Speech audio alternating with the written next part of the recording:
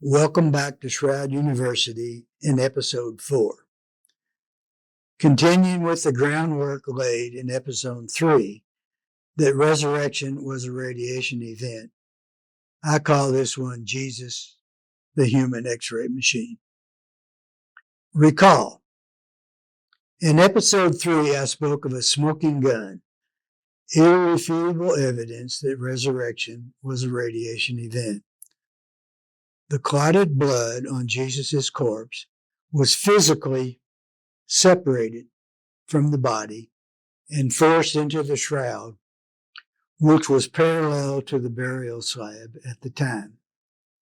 It had to have been parallel, for the clots would otherwise be out of stereo register in the flat, two-dimension position in which the cloth is now viewed. The force that decontoured the cloth and lifted the clots is telltale of a radiation event. Shroud's made of linen, and each thread contains about 200 fibrils. For a visual, picture the fibrils as arranged kind of like the electrical wires inside an axial cable. The oddity we find is this. Each fibril is colored to the same extent, but not all fibrils are colored. A particular fibril may be colored, but its next-door neighbor fibril is not. Thus, the difference between dark and light in the image area of the shroud is due to the number of fibrils which are colored. The barcode pattern, some colored, some not, is called banding, and it too is telltale of radiation. Now, as discussed in Episode 3, all matter has a dual nature. It is either particle or wave. Particles have bulk and form and can be located with a GPS device. Waves have no location. They are smeared out over distances unknown. Matter duality is a fundamental, universally accepted aspect of the atomic world. Particles, when in motion, travel from point A to point B as waves. The baseball is a particle when resting in the pitcher's mitt, but it travels the distance to the catcher's mitt as a wave. Its wavelength, however, is so small, 5 times 10 to the minus 33 inches, that it appears particle to the human eye. Also, waves vibrate. They wiggle up and down. When a wave wiggling in the up direction collides with one wiggling down, they cancel each other out. This is called destructive interference. When up-wiggling waves meet each other, they reinforce. This is called constructive interference. Now, imagine the blood, flesh, and bone that lay beneath the skin of Jesus' corpse transformed from particle to wave. We will discuss the cause of transformation later. Further imagine the waves exiting the skin pores, much like the way sweat and toxins normally leave the body. The average human body contains about 5 million skin pores. Shroud pioneer physicist Dr. John Jackson once commented, "It is as if every pore and hair of the body contained a miniature laser." He means the radiation from Jesus' body began internally and exited through the pores. Advancing waves expand outwards, much like the ripples that are created by ducks splashing in a pond.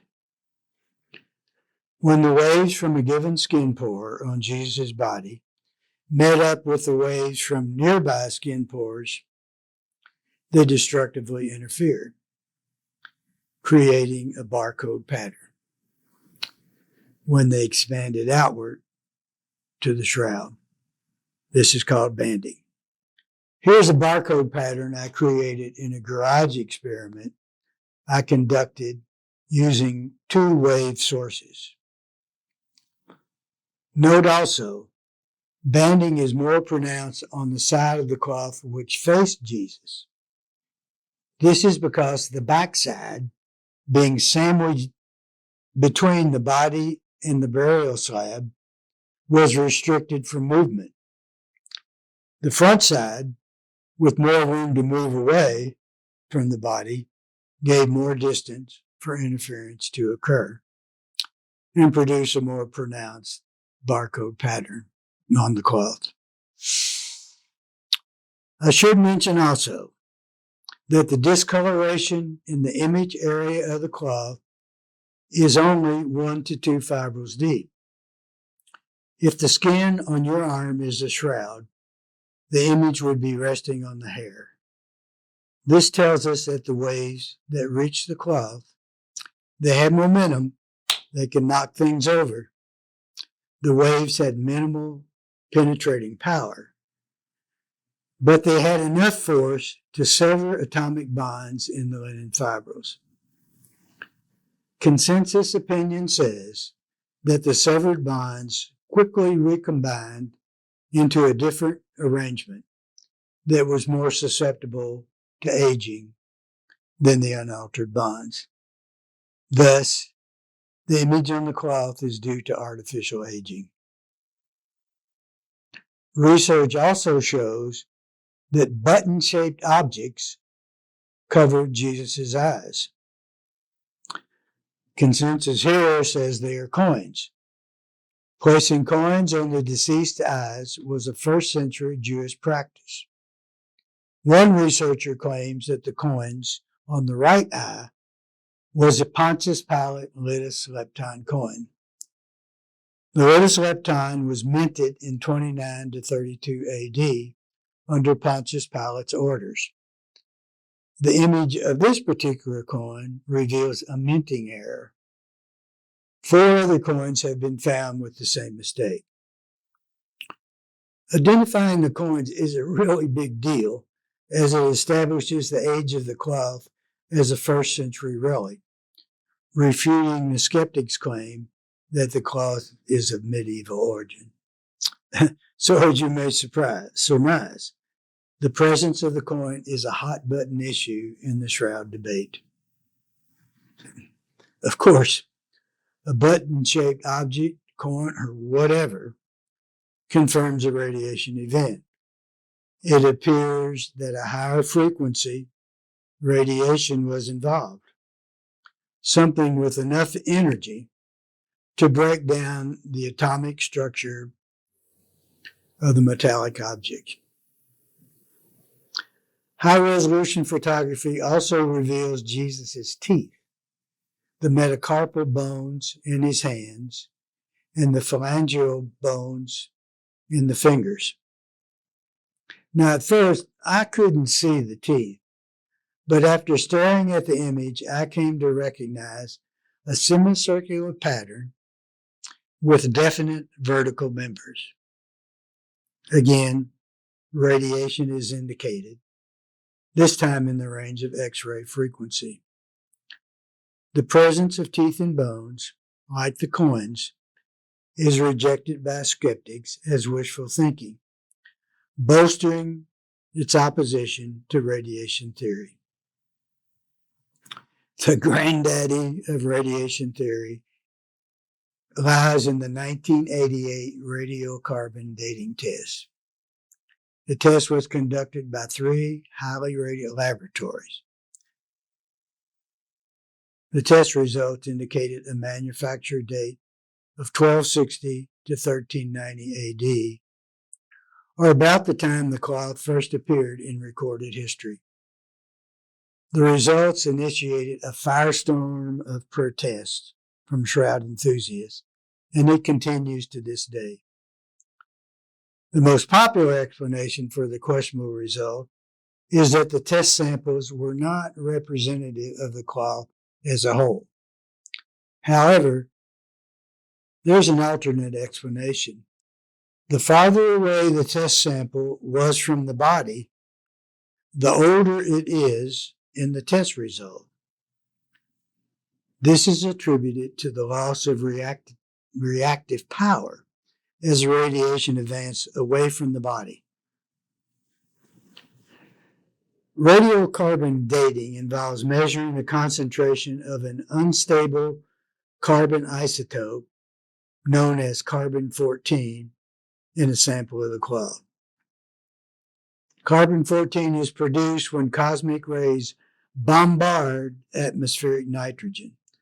The concentration is reasonably well known at 1 part carbon-14 for every 1 trillion parts of common carbon. Carbon-14 is ingested into plants, such as flax, via photosynthesis. Linen is made from flax. Ingestion ceases when the flax is harvested. So when the harvested flax is processed and weaved into a linen cloth, the cloth has a known amount of carbon-14. In other words, 1 part per trillion parts of common carbon. As mentioned, carbon-14 is unstable.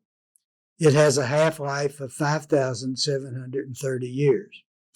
In other words, if you had 1 pound of carbon-14 in your pantry today, 5,730 years from now, only 1/2 pound would remain. 1/4 pound would be left after another 5,730 years, and so forth. So the issue becomes, where did the extra carbon-14 come from? If the cloth is really of medieval age, there is no debate. However, the radiation effect could have actually produced carbon-14 from the nitrogen in the linen fibrils, thus artificially skewing the radiocarbon date results to medieval age. For those who reject radiation theory, the cloth is a forgery. But how the sneaky forger created the image on the cloth remains. If one accepts radiation theory, as all other observations indicate, then game over. Resurrection was a radiation event. End of story. Finally, I want to mention the Sudarium of Oviedo. The Sudarium is a cloth that covered Jesus' head, pending removal from the cross. The cloth is nothing but a bloody rag to the naked eye, is housed in the Cathedral of San Salvador in Oviedo, Spain. Its history is much better documented than the shrouds, appearing in the written record in 570 A.D. We read about it in John's Gospel, chapter 20, verse 7, which reports that the cloth was found rolled up, separate from the other burial cloths. The Sudarium radiocarbon dates to 700 A.D. Why is it older than the shroud?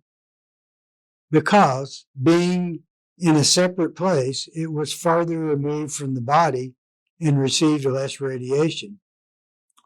It still received a hefty dose that skewed its age away from first century origin, but not as much as the shroud. So in conclusion, resurrection was a radiation event. Jesus' entombed body turned into a human X-ray machine. The image on the shroud shows what will happen to you when you liberate your Jesus nature. And I think that is really a big deal. If you like what you see, please hit the like and subscribe buttons. Thanks for tuning in. I'll catch you at the next lecture.